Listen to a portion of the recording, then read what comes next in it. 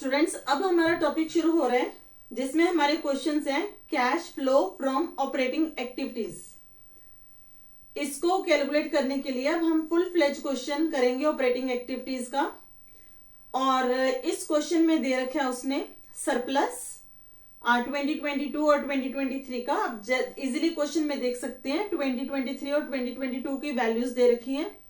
Surplus, trade receivable, provision for depreciation, inventories, outstanding rent, goodwill, prepaid insurance और trade payables दे रखे हैं।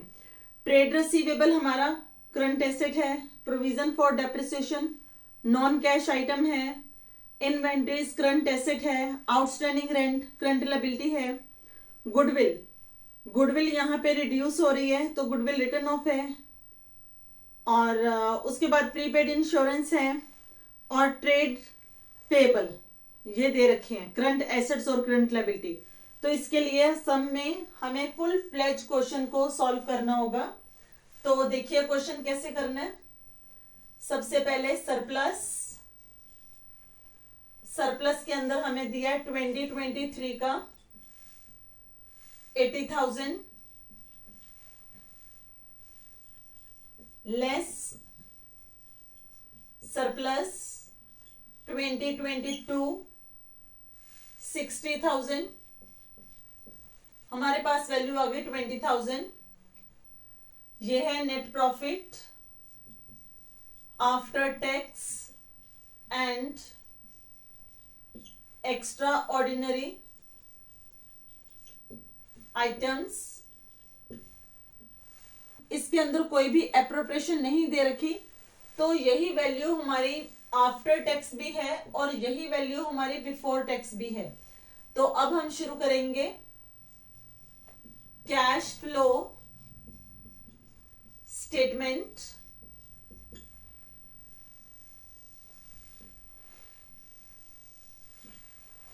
इसके अंदर हमारे पास आ गया net profit before tax and extra ordinary items 20,000। जैसा कि मैंने आपको बताया यहाँ पे कोई एप्रोप्रिएशंस नहीं थी, कोई एक्स्ट्रा ऑर्डिनरी आइटम नहीं थी, इसलिए जितना हमारा ये net profit after tax and extra ordinary item है सेम ही हमारा ये बिफोर रहेगा, अदरवाइज हमें इसको कैलकुलेट करना पड़ता। अब इसमें ऐड क्या करना है, non cash and non operating items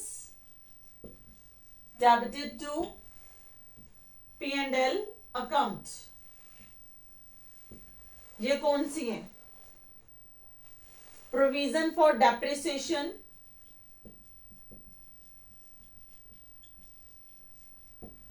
और इसका अमाउंट है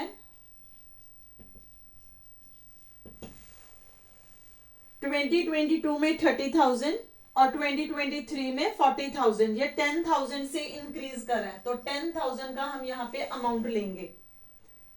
इसके अलावा हमारे पास है गुडविल 2022 में गिवन थी 38,000, अब हो गई है 30,000, तो ये राइट ऑफ हो रही है, रिटर्न ऑफ। कितने अमाउंट से, 8,000 से राइट ऑफ हो रही है। इसके अलावा हमारे पास कोई भी non cash and non operating items given नहीं है, तो इनका टोटल हो गया 18,000। 18,000 हम यहाँ पे क्या कर देंगे प्लस, ये बन जाएगा आपका 38,000।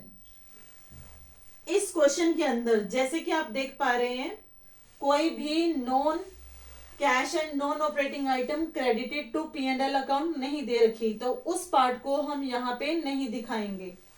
सीधा हम इसको क्या लिखेंगे,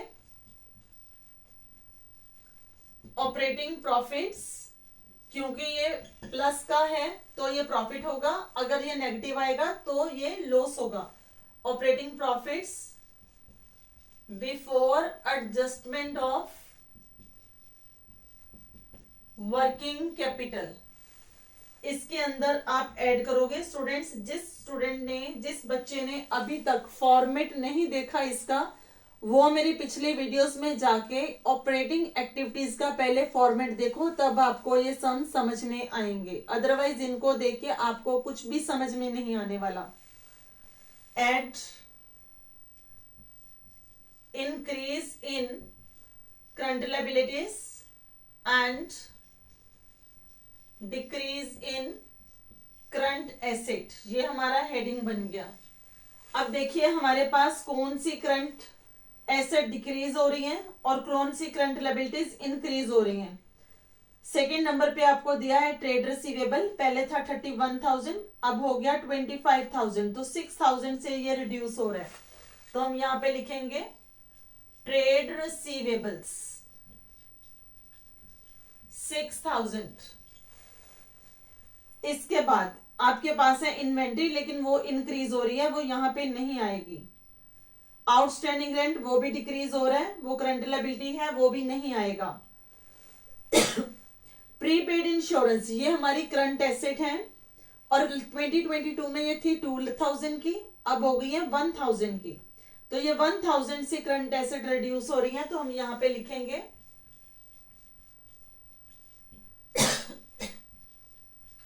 प्रीपेड इंश्योरेंस 1,000। देन कुछ भी नहीं है यहां पे, टोटल हो गया इसका 7,000, वो यहां पे आप ऐड करोगे आउटर कॉलम में, आपके पास टोटल आ जाएगा 45,000। इसमें से आप सब्ट्रैक्ट करोगे decrease in current liability and increase in current asset. Inventories 2022 में थी 60,000, अब हो गई है 80,000, तो 20,000 से इन्वेंट्रीज जो है वो इंक्रीज कर गई है, तो वो यहां पे क्या करेंगे माइनस इन्वेंट्रीज 20,000। देन इसके बाद आ रहा है आउटस्टैंडिंग रेंट, ये है हमारी करंट लायबिलिटी और ये रिड्यूस हो रही है 21,000 से 12,000 पे, तो ये 9,000 से रिड्यूस हो रही है। आउटस्टैंडिंग रेंट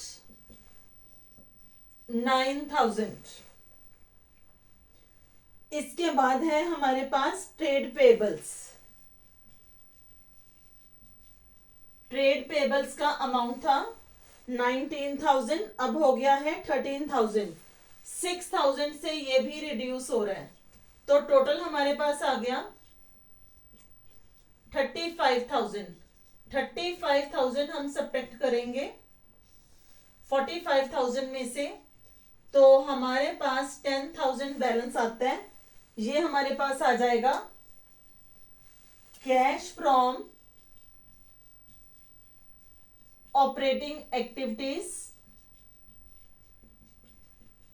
क्योंकि इस क्वेश्चन के अंदर कोई टैक्स नहीं दे रखा, तो ये हमारा फर्स्ट पार्ट का आंसर कैलकुलेट हो गया, जो कि हम आउटर कॉलम में सीधा यहां पे डाल सकते हैं। ये था डिटेल का कॉलम और ये है अमाउंट का कॉलम। तो अमाउंट में हम इसको कैलकुलेट करने के बाद शो कर सकते हैं 10,000। तो ये आपका एक क्वेश्चन ऑपरेटिंग एक्टिविटी का विदाउट एनी एडजस्टमेंट कंप्लीट हो गया। आई होप कि आप लोगों को ये क्वेश्चन समझ में आ गया होगा। इसके मैंने हर जगह पे पॉइंट्स बनाए हैं, इसके हेडिंग्स दिखाए हैं। ये आपको हेडिंग्स जो हैं स्पेसिफिकली बनाने आने चाहिए, विदाउट हेडिंग आपके मार्क्स जो हैं वो डिडक्ट होंगे।